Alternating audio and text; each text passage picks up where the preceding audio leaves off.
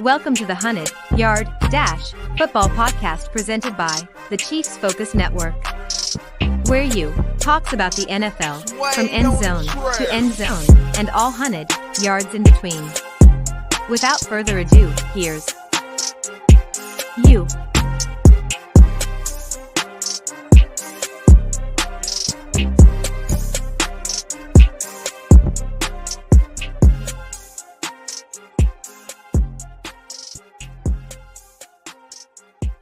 Yo, what it do? This is the 100-Yard Dash, a football podcast where my name is you. That's the letter U, not the word. Detective you? Not you, you. Who? Who? Do you understand the words that are coming out from my mouth? Don't nobody understand the words that are coming out your mouth. And I am your host. What's happening? Week 9 was beautiful this week. Had a bunch of stinker games, but great moments, you know. Again, this is a 100-Yard Dash. I'm talking about the NFL from end zone to end zone, all 100 yards in between. You can find this podcast wherever you get your podcasts, Google Podcast, Stitcher, Apple Podcasts, so forth and so on, and what have you.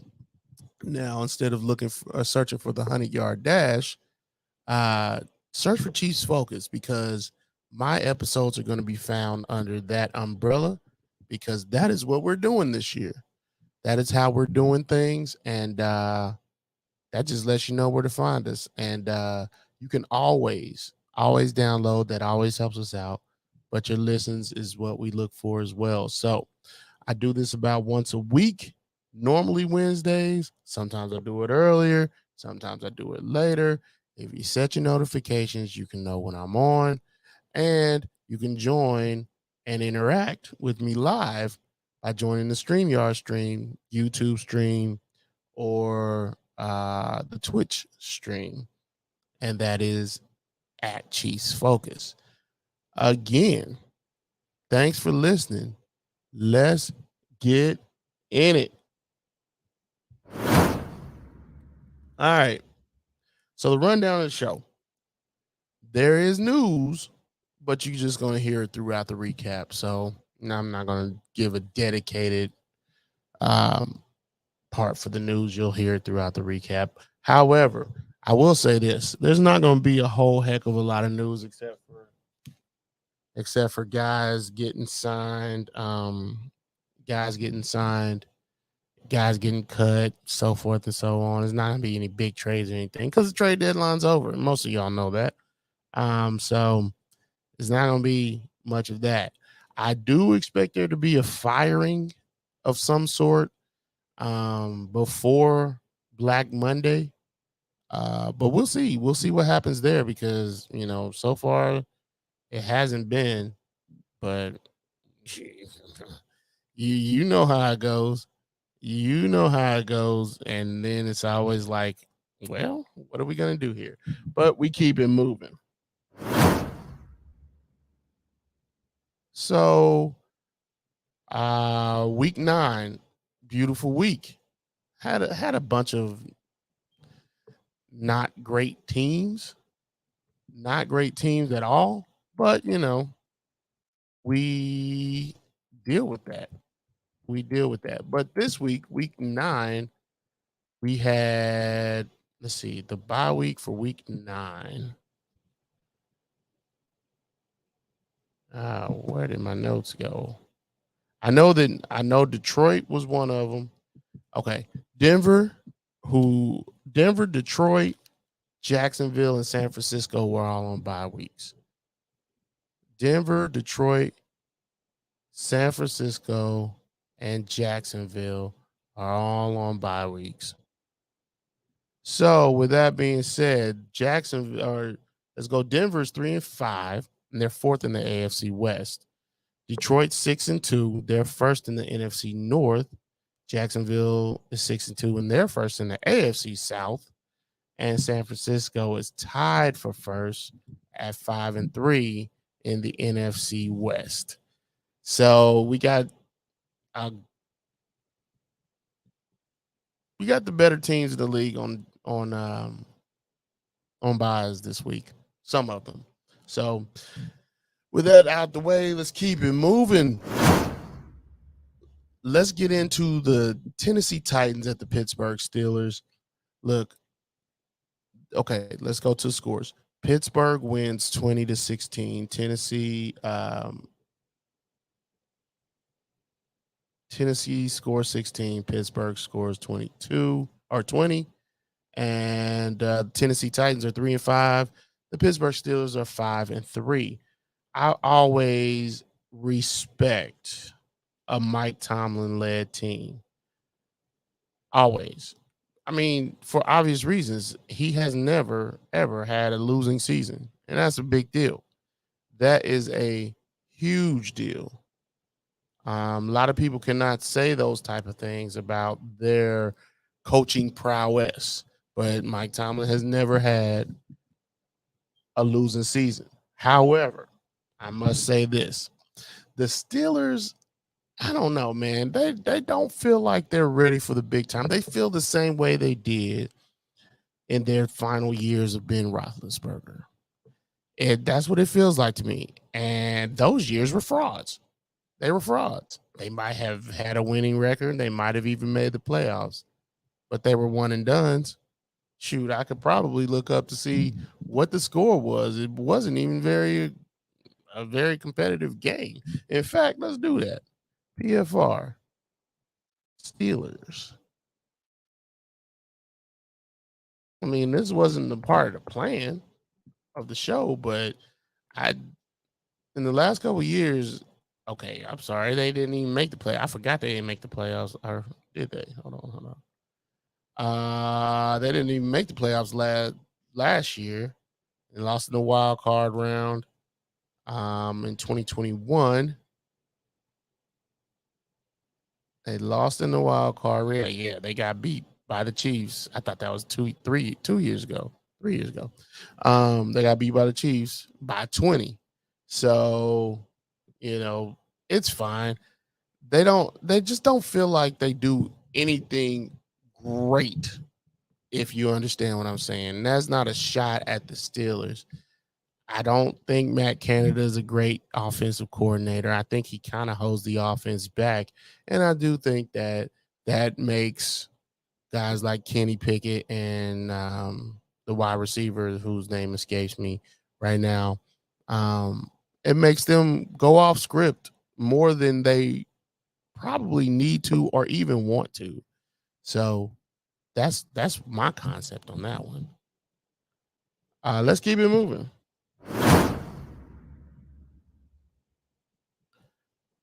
The Miami Dolphins at the Kansas City Chiefs. This of course was in Germany, and Miami loses to Kansas City. Kansas City beats them 21-14. Miami's now 6-3. The Chiefs are 7-2.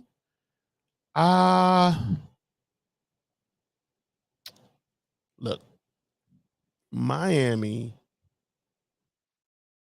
beats up on bad teams. That point is much maligned. We all know that. But we got to understand. That this is not a great. I mean, this is a great Miami Dolphins team. Mike McDaniel has great play calling about him, but the Dolphins have the potential to be watching the bottom fall out after this game. Not saying the Chiefs broke them, nothing like that, because I don't think that's the case. But what I do believe is that they are playing a few great teams coming up.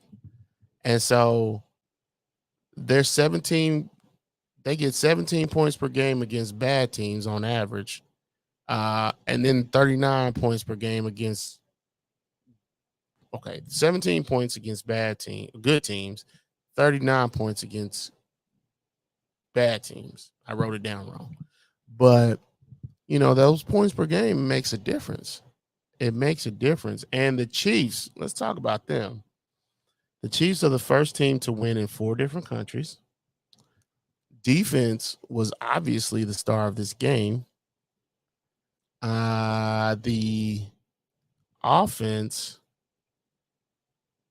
did give them the ability to pin their ears back and just go after it. However, I already figured that was going to happen anyway because you were supposed to be up at some point. What's going on with the Chiefs offense? It's an issue right now. It's almost right now. It's not a liability. It's not right now. Not for this game, but it was. If you could pick almost any other game, it's been a liability. Almost any other game. There wasn't any turnovers from the Chiefs, but everything else on every other game there have been, and those games could get you beat. But the defense has stepped up. Now, I do trust the offense. It's still a work in progress. I still think they will get better, but the play calling has to get 10 times better. Also, you got to realize that time's of the essence. You probably are what you need to be right now, but since they haven't had their bye and Andy does switch things up after the bye, which is in week 10, you got to realize that things are going to change after that bye. So by week 12, I really expect these teams to be who they are. So they got about 2 games, or 2 weeks, maybe 3 for the Chiefs since they're on that bye, to figure out who they want to be and get there. Because they say they trust their wide receivers, but it doesn't seem as if they should. Let's keep it moving.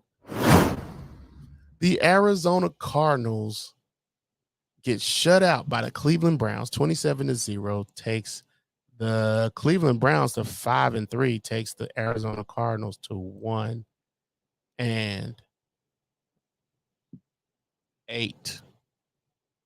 Ugh.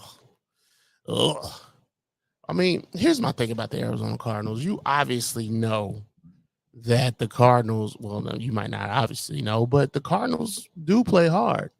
They just don't got the talent. They traded away a lot of the talent, and that's the way it is around them. For Cleveland, Deshaun Watson looked all right in the Cleveland win, but the question is Deshaun Watson back? Bro, ma'am, it's against the Arizona Cardinals. You're supposed to keep a bad team bad. And I get that we do revisionist history when it comes to bad teams, good team, or teams playing bad teams. I get that. I get if they had lost this game, I would have slammed them, so forth and so on, because they should be slammed for losing to a bad team, right? But I do believe Watson looked good this game, almost like he's a semblance of his old self. Is he back, or is it just because they played a bad team, one of the worst teams in the league, one of the teams is going to get top 5 pick? I believe it's the latter, but that's something we have to kind of wait and see about. Now, let's go over to the Arizona Cardinal side of it. I do believe Gannon is trying to win and do what he can to put this team in a winning position or in winning positions. But the front office, they're not about that life. They out here trying to make sure that they are ready for whatever's next. That's the thing about that is the mindset of a coach versus a GM. While the coach is looking at the next game, that's what they're looking at. That's what they should be looking at. Shouldn't be looking at the season as a whole. You should be looking at the game ahead of you or the game that you're in. The GM has to look at the season. They have to look at 2 seasons down the road, 3 seasons, so forth and so on. So I do think there might be a little bit of an issue there with this team, but I don't think it's like holding them back. I just think their talent is holding them back. They don't have the talent. I am also surprised they didn't get rid of Kyler Murray. Excuse me. But let's talk about the Josh Dobbs thing. I'm surprised they let go of Josh Dobbs and sent him to and traded him to the Vikings. I'm very surprised. He was a server. I'm not gonna say he was the best backup, but he was serviceable.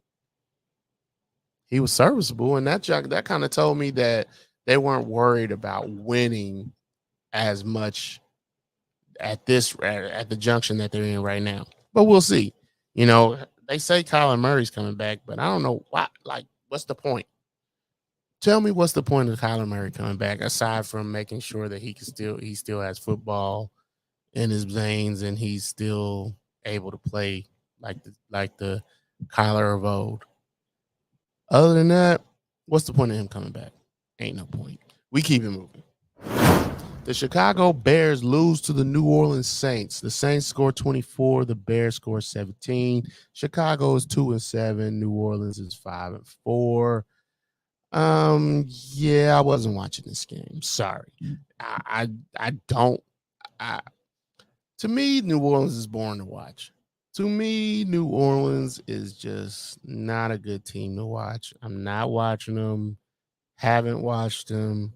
Well, I have watched them a little bit, but not enough to really go in there about it. But I know they got Taysom Hill. I'll do Mr. Do It all over the place. I think he ran through and caught a touchdown pass, if I'm not mistaken. But Chicago Bears are 2-7. New Orleans Saints are 5-4. I know the Saints are battling to be first in the the NFC South. I know that, but the NFC South is a bad division. Probably the winner of that division is probably just going to end up being a one and done. And even if they're not, I don't see the winner of that division going on to the Super Bowl. I really don't. And I also think that the winner of that division is probably going to convince themselves that their head coach is actually pretty decent because they made it to the playoffs. Now, and this is where on a side note, let's go side note here. This is where a lot of people say the 7 best teams should get in. This is where a lot of people say the 7 best teams with the best records should get in. I don't disagree with that, but what I will say is if the 7 best teams get in, it doesn't create as much parity as the current system does, to where you do. I mean, it can, but to where you might have a great record, but you don't get the bye. Like, you might have the best record in such and such, but if you don't hold the tiebreaker, you're not getting the bye. Or that year where the Commanders made the playoffs at 8-8, stuff like that. I think that creates a little bit of parity. Most of the time, the better team's going to win as far as the best record, but sometimes that's not the case. Sometimes the lesser win team plays out of their shoes, and I think the NFL creates parity that way. That's how they do it. And so that's what I think about that. With that being said, let's keep it moving. The LA Rams don't even score a touchdown versus the Green Bay Packers. The Packers win 20-3. Packers score 20. The Rams scored 3. The Packers are 3-5. The Rams are 3-5. Hold on. No, they're 3-6. The Rams are 3-6. The NFC and the AFC is interesting this year. Like you got your really, really good teams And the middling ones, there's not a lot of middling teams. They're just bad. There's a lot of bad. But I'm not a believer in LaFleur as a head coach. But this was a good NFC win for the Packers. I'm saying that like either of these teams actually have a chance to go to the playoffs because I don't believe that either of these teams do. With the Rams being 3-5 and the Packers being 2-5, or now 3-5, I highly doubt it. But the Packers definitely did their homework on the Rams. You could see it on the field. And the Rams, what this made them do is go sign Carson Wentz to a deal for 1 year, and it helps get not Matt Ryan, helps get Matthew Stafford off the field so he can work on his physicality and how he's feeling his health day to day. So I don't think this is a bad signing. If we're gonna be real about it, this Carson Wentz, I'm not a fan of Carson Wentz anymore. I used to be back in 2018, but not anymore. And the way he was kind of a little bit of a cancer back with Washington. Yeah, anyway. Here's my thing about Carson Wentz. Why didn't the Jets sign Carson Wentz? They knew they needed a quarterback, and we'll talk about this more when the Jets time comes around. They knew they needed a quarterback. They're sitting here trying to develop the guy that they got. And it's not going to work. Here's the thing. It's not going to work. That was their plan C. You could tell it was their plan C. And he knew that. But for some reason, now they're trying to make it like this was the plan all along, and it wasn't. It wasn't. You know what? Let's keep it moving.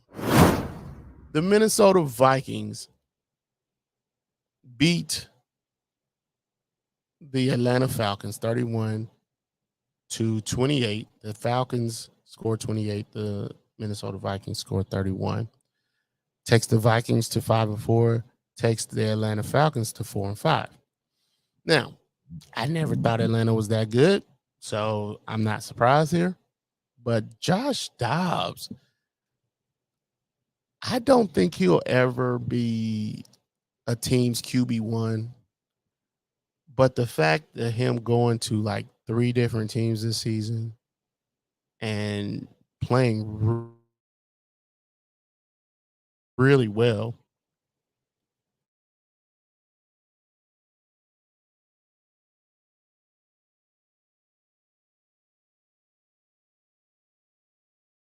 on the sidelines before the game. What? And then after all that, he went out there. He was the team's leading rusher, and he threw for 2 TDs. I'm not about to say Josh Dobbs needs to be somebody's starting quarterback because I don't know if that's true. But, bruh, the fact that he went to 2 different teams and then led them to wins and just played so well. He's playing his heart out. He's making the best of his opportunity.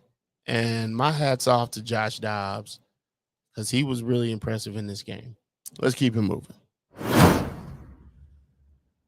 The Ravens beat the Seahawks 37-3. The Ravens are 7-2. The Seahawks are 5-3. Here's my thing. The Ravens are for real.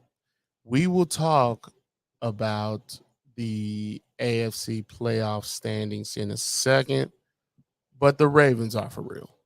The Ravens are absolutely for real. And it's time to acknowledge that. The team is really good.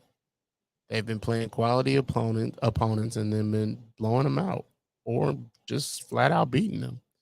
Now, they do have a little bit of a tough road. They do have their own division to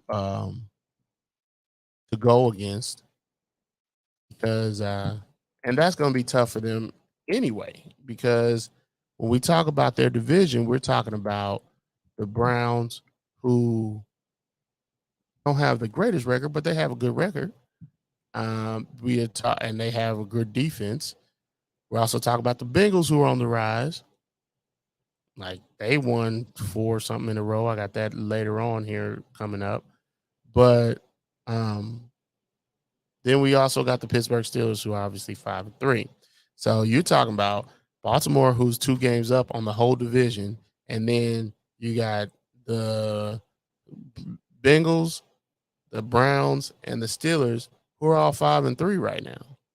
So this could be a stacked AFC North, and we will see how that's going to play itself out. But let's go over to Seattle. Seattle has limitations, and we know that. I mean, I don't know if they'll win the AFC West. I mean, the NFC West this year. They're ahead of the NFC. They're on the top of the NFC West right now. But they're tied with San Francisco at 5-3. Their limitations are at quarterback, period. And when you got a guy like Geno Smith, yeah, you know that's going to be your limitations. They do have some issues some other places too, but I just think that when you go up against a team like like what we saw the Baltimore Ravens to be, / I even think the Cincinnati Bengals could probably get them. But when you go up against teams like that, you're going to fall short a little bit. And they got to figure out how to strengthen the defense a little bit before crunch time comes. So we keep it moving.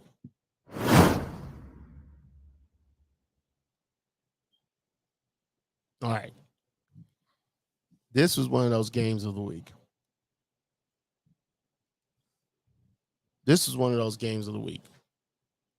Tampa Bay at the Houston Texans.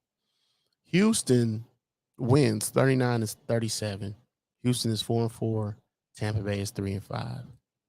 Stroud and Mayfield went at it, and they went blow for blow, pound for pound. It was just boom, boom, boom, boom, boom. And Stroud came out on top because he is obviously the better quarterback. He kind of just willed his team to win at this point. He put the team on his back. 5 TDs. There's a new single game NFL record for passing by a rookie.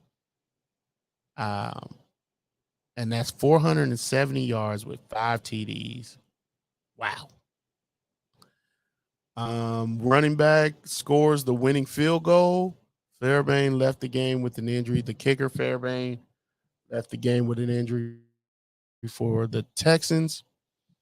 Question: what happened to the Texans? I mean, the Bucs defense. The Bucs defense was top, and I think the last time we saw that they were top was probably when they were 4-1. 4-1, and they went up against the Lions. And I think the Lions, after that Lions loss, I haven't really noticed that the defense was that great. So they got to figure it out. Like I said, Tampa is 3-5 currently. And I'm looking at the NFC standings, and they're at third, 3-5. So the division is still within sight because they're only like 2 games behind the leader, which is the New Orleans Saints in the NFC South, and 1 game behind number 2. So they can still do what they need to do to get to make sure that they have a good, decent playoff spot. So playoff spot and figure out how to make the playoffs in general. Let's go to this other game. The Washington Commanders beat the New England Patriots 20-17. The Washington Commanders are 4-5. New England Patriots are 2-7. Okay. I'm gonna say this. This is what I had in my notes. Forbes finally pops. Like for me, I've been waiting on Emmanuel Forbes to show what he's got on the whatever the Commanders saw in him. I've been wanting him to show it on the field, and I hadn't seen it. I'm not knocking him for it because he's a rookie. And it takes some time for the rookies. Sometimes it takes a whole year. But Forbes showed exactly that he's a good cornerback. Granted, it was against the New England Patriots, but a win's a win for them. Howell has another 300-yard passing game, and it puts Howell second league-wide in passing yards gained. Let's go over to the Patriots. They're tough to watch. They're just bad. They're just bad to watch. They're not aesthetically pleasing in any shape, form, or fashion. I don't know. They're talking about obviously Bill Belichick is on some sort of a hot seat. Don't know how hot it is. Obviously, I don't know if the idea for Bill Belichick to stop being, the GM and the head coach. I don't know if it's to stop being the head coach and just be the GM. I don't know if it's to leave the team at all. I don't know if it's to both of them part ways and then Bill Belichick coaches another team. I have no idea. But something's got to change with this Patriots team. Something. And I don't know what. A lot of people say a buddy of mine, the Mike, shout out, he hates Mac Jones, football hate. He football hates Mac Jones. And yeah, I don't know if I disagree with him. I make fun of I poke fun of him about that, but the Patriots just bad to watch. They're a bad team to watch. And I don't like watching them. Let's keep it moving.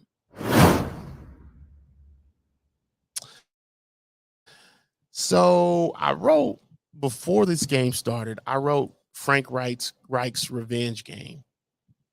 Coming off of that win that they had, I figured, hey, Frank Reich could build momentum here and maybe get 2 wins, especially against his former team. Not so. The Indianapolis Colts scored 27. The Carolina Panthers scored 13. The Colts are 4-6. I'm sorry. The Colts are 4-5. The Carolina Panthers are 1-7. Again, I just thought that they could put something together, but I'm not really sure if I don't know. I want to say I'm not sure that Frank Reich is the best coach for this team, but I do think he deserves more than 1 year. But as it looks right now, the Indianapolis Colts chose the wrong quarterback. Anthony Richardson looks really good with the Colts. He's currently injured, but when he was there, he was doing really well. CJ Stroud is doing great with the Houston Texans, as we just talked about, how he went off the same week. But we haven't seen the same thing out of Carolina. We haven't seen anything. And granted, I do understand that they traded their wide receiver. I get all that, but one of their wide receivers. And so that makes it a little bit difficult. But I haven't seen anything. It's just hard to watch. It's bad. And of course, they are tied with Arizona. Well, not tied because they had a bye week, but they're 1-7 and Arizona's 1-8. So with that being said,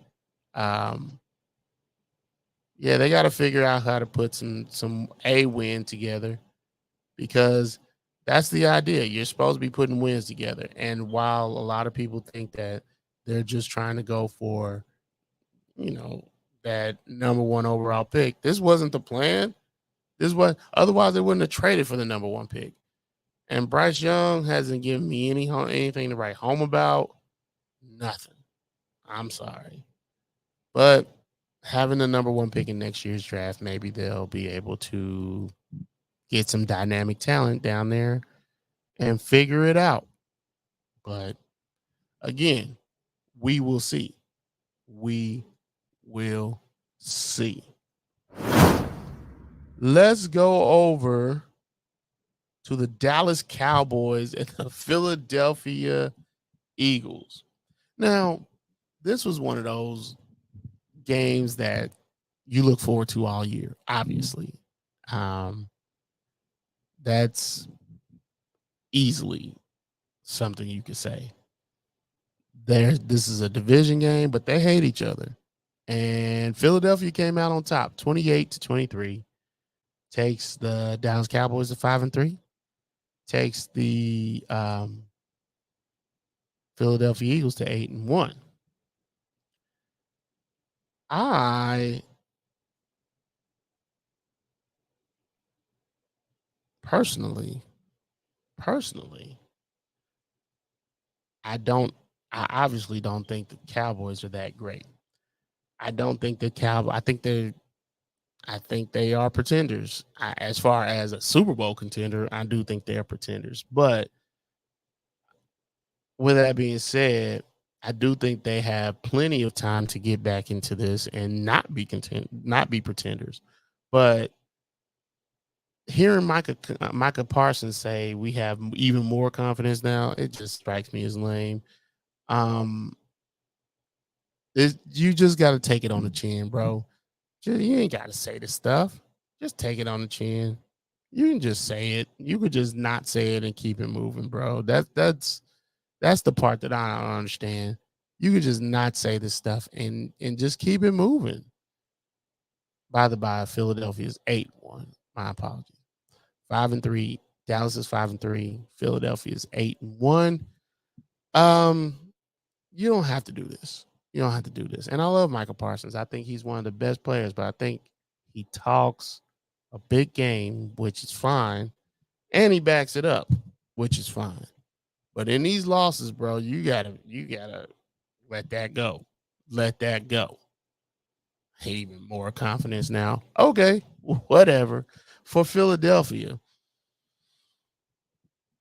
like I said, I mentioned this earlier in the show.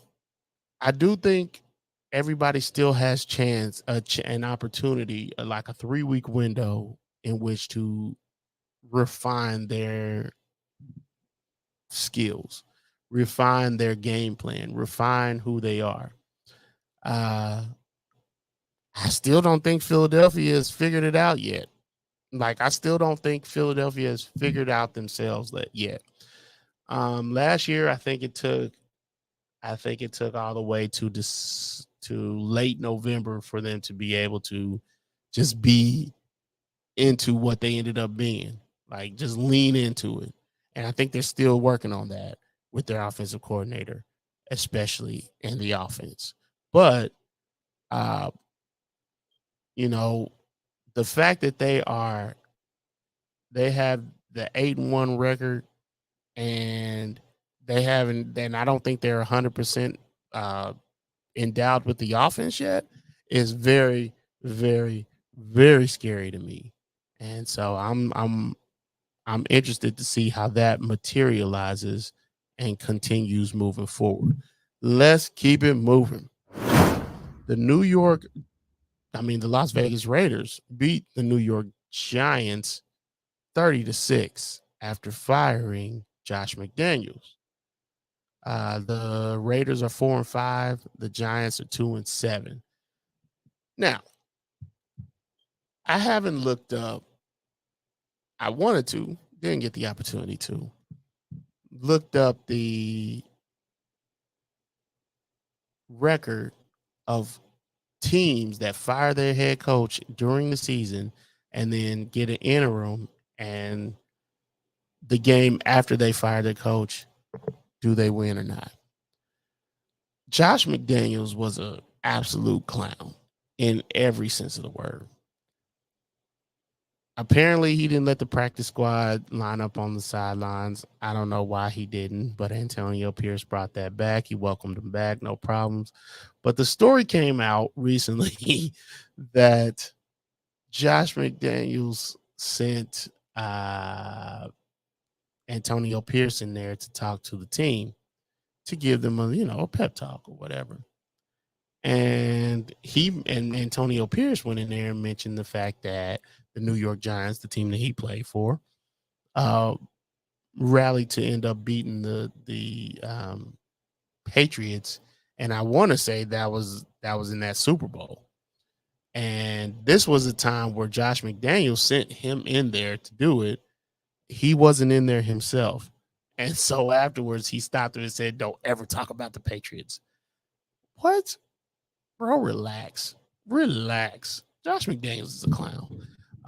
But anyway, the Las Vegas Raiders beat the New York Giants. To be fair, I thought the Vegas Raiders were going to beat the Giants no matter what in this one. I never saw a point where the Giants were going to win this game. Not because the Raiders are so good, but the Giants are very bad. They're not a great team. And I think they overestimated themselves. I think they overvalued themselves. I think they overvalued their coaching staff. I think they overvalued Daniel Jones. I think they overvalued their receivers. I think they overvalued a lot about that team. And I said it earlier in the season, but they wasn't listening, obviously. And now Daniel Jones is hurt. And now they're grasping at straws. I'm not saying they can't figure it out, but they need to. Like, this is bad. You made the playoffs last year, and now you're 2-7. If you compile this in a row, I don't think what's the head coach for the Giants, Brian Daboll, will get fired this year. That's not something that needs to happen. I'm not saying that. But what I am saying is, to say you made the playoffs and then come out after this looking like this, something ain't right. And I just saw it happening. I saw it coming. That's the only reason I'm so gung-ho about it, is because I saw it coming. Yeah, they signed Daniel Jones to a contract that was just too no, absolutely not. I would rather, if it were me, I would absolutely decide, hey, forget this. Brian Daboll brought the best out of Daniel Jones. He could do it out of a rookie. I would hope he could do it out of a rookie. I think we saw it with Josh Allen. So let's go do that. Let's identify our kid, go get the number 1, number 2, number 3 pick, and figure it out from there. And the only reason I say the number 1, number 2, or number 3 pick is because it's worth it for the Giants to figure it out.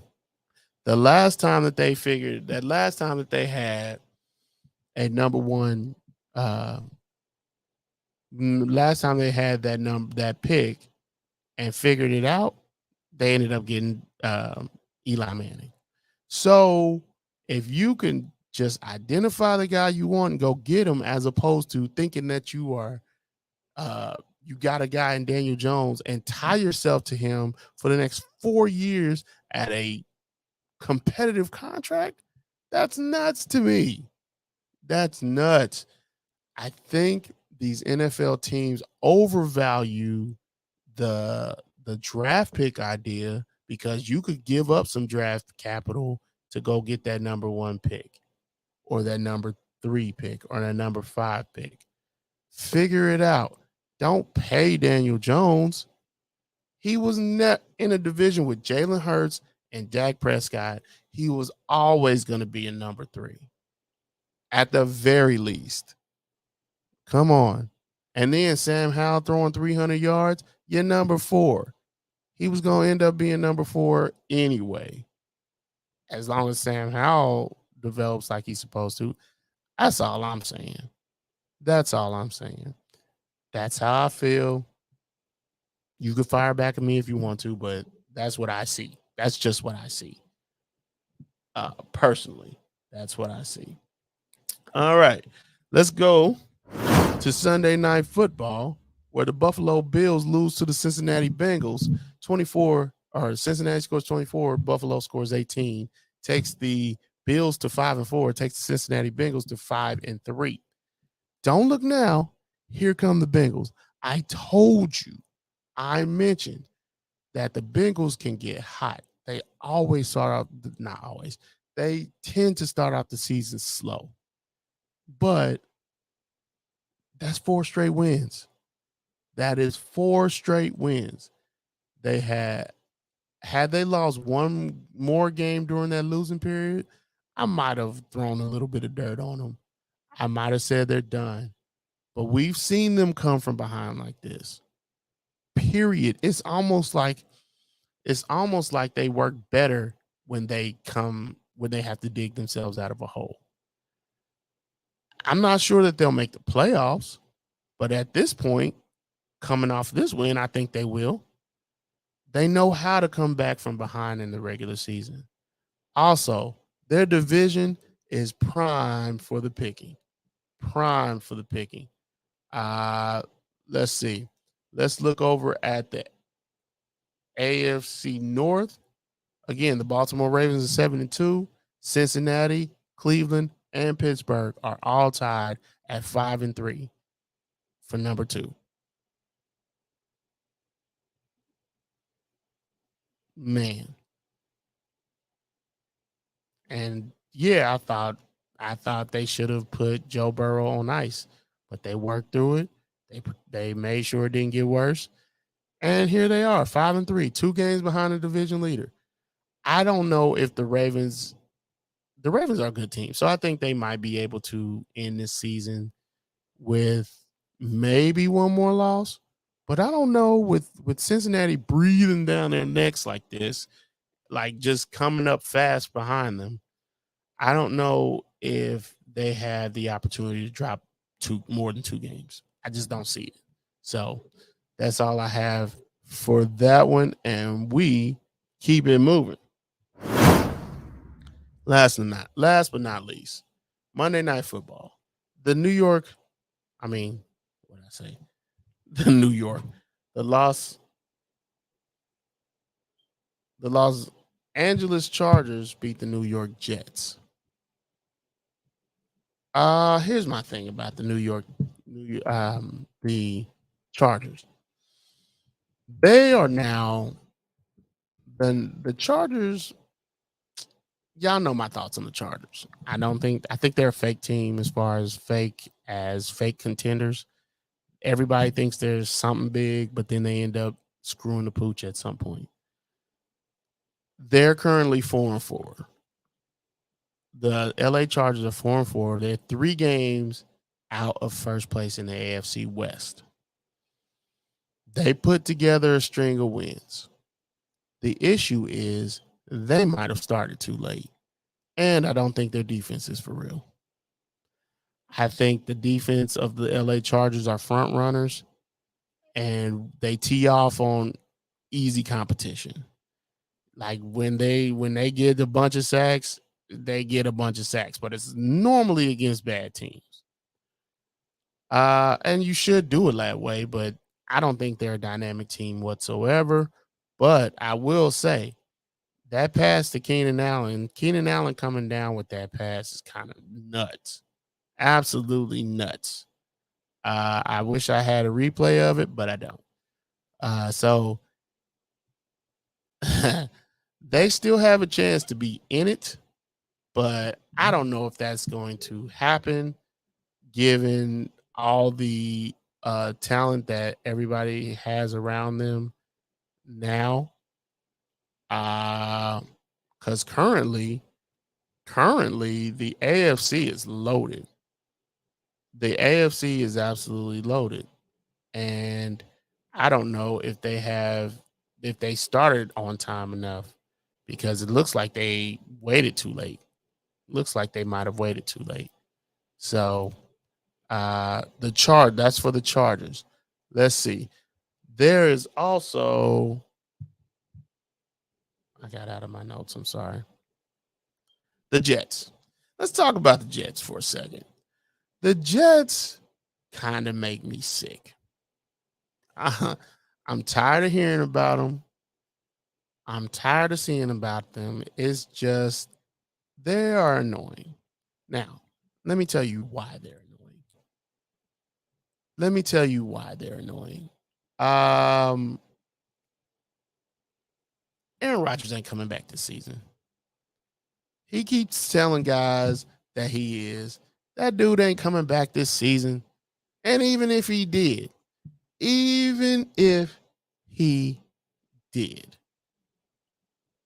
why would you want to? The Jets are 4-4. They're 2 games out of first place with Miami. They're 4-4. And yeah, they got half of the season left. But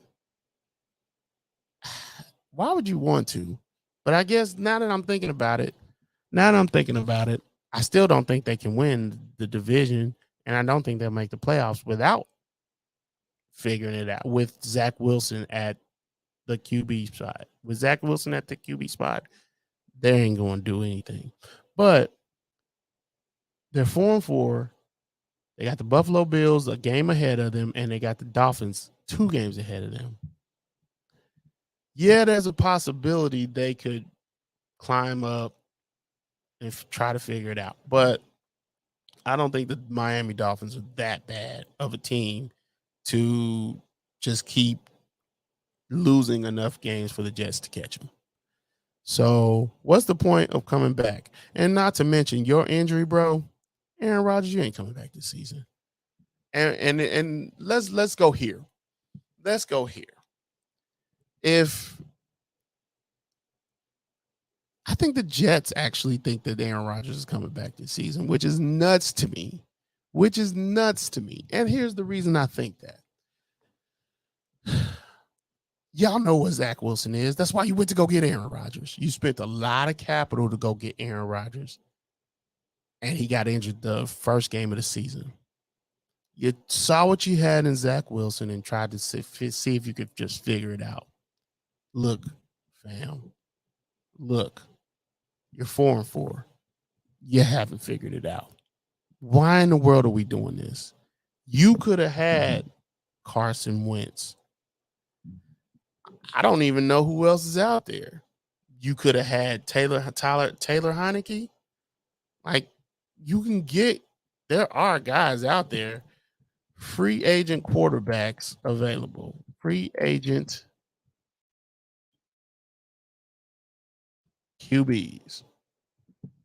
I don't understand why y'all trotting him out there, but y'all, here's what it is. Y'all thought y'all were good enough on defense to sustain Zach Wilson until Aaron Rodgers got back. But at 4-4, you see you don't. So now you got to stop. You have to stop this and say, we need to go about this another route. Period. Yeah. They could have had Carson Wentz. They still could have Matt Ryan. I don't think Matt Ryan's any good. Personally, I don't. But you appeal to Matt Ryan and see if he's willing to come back, because I definitely think he gives you a better shot than freaking Zach Wilson, Colt McCoy, anybody. Shoot. If it was me, I'd talk to Tom Brady too. Like, y'all had so much tied into this season, and to see y'all 4-4, like, even the defense is affected by the fact that Aaron Rodgers isn't there. They're not even playing good. The Jets really kind of messed this one up for themselves, but that's on them. They got to figure that out. All right. They just should have brought in a quarterback. I just can't believe this.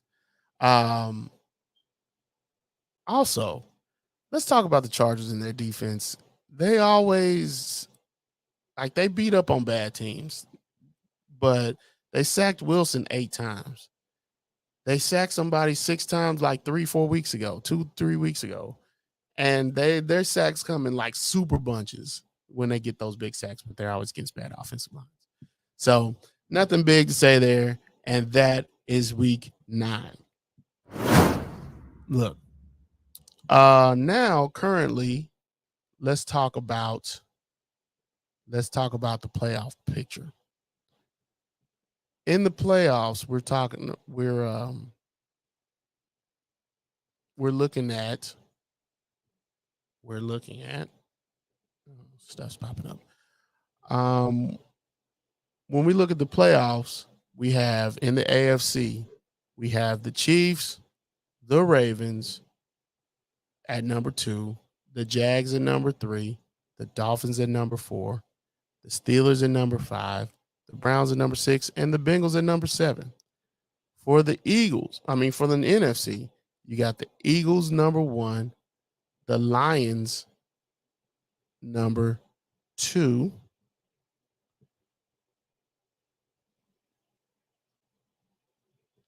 you got the Lions number 2.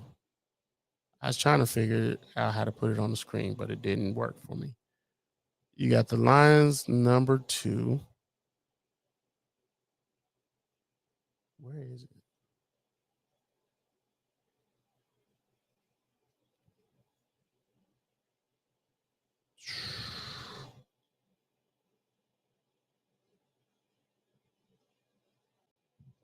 The 49ers number 3, the Saints at number 4, the Seahawks at number 5, the Cowboys at number 6, the Vikings at number 7. That one loss with Miami knocked them down 2 spots, but it also brought the Bengals back up into contention as well.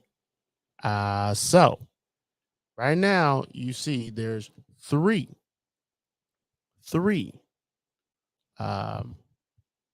AFC North teams.